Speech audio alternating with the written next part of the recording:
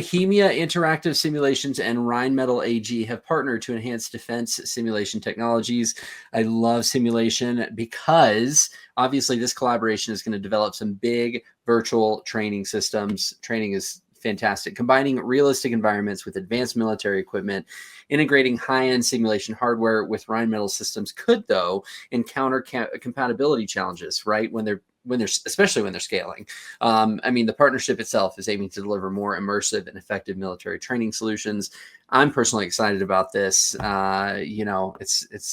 a I'm excited because it's a different challenge. I think the challenge isn't just about making, in this case, those simulations accurate.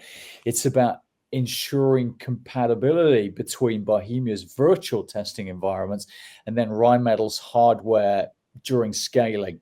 You can't deliver global solutions if every deployment is a one-off engineering nightmare. So if these systems don't integrate seamlessly, the immersive training experience will crumble under its own complexity. Realistic and flexible simulation technologies are essential, but they've got to be tested against the real life scenarios to make sure they match reality of the actual situations. How accurate are the simulations? How do they train personnel for reactions that they're going to face in real-time combat? How do you ensure the accuracy of the simulations in what they're training? Mm-hmm. You've got to look at the requirements and the quality control of these simulations.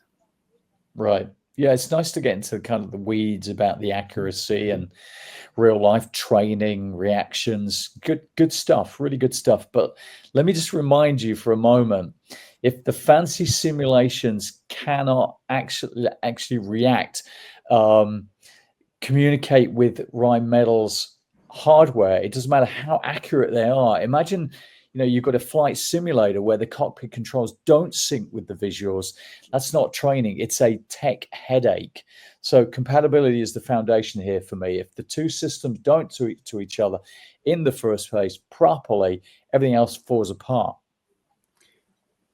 Didn't just 3 minutes ago in our previous discussion, you said that stuff playing nicely together was quaint?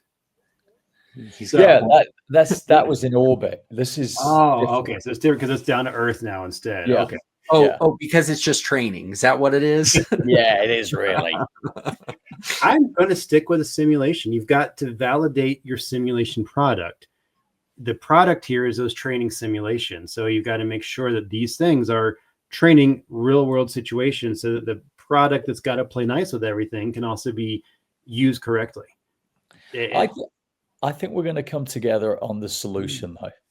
So the number one solution, not challenge, is design and change. Developing a robust compatibility, not compatibility, or whatever I'm trying to say. Tomato, potato.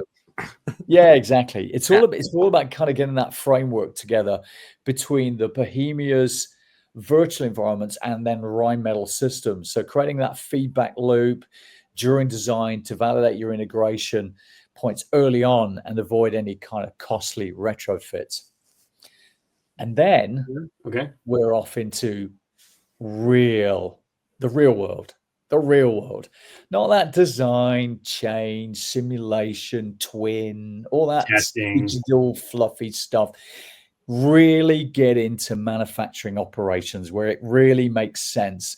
Utilize advanced process plans to simulate, the hardware software integration in a controlled environment. Make sure that any incompatibilities are caught before global deployment begins. So get it ready for the whole manufacturing operations. And then we're off to product validation and simulation. Oh, we're going back Fluffland. Yeah. To incorporate the real world use cases into the simulation testing phase to stress test that compatibility and performance to make sure that the simulations are doing what they're supposed to do. Yep. Design and change, virtual factory, product validation and simulation. Yeah. See you next week.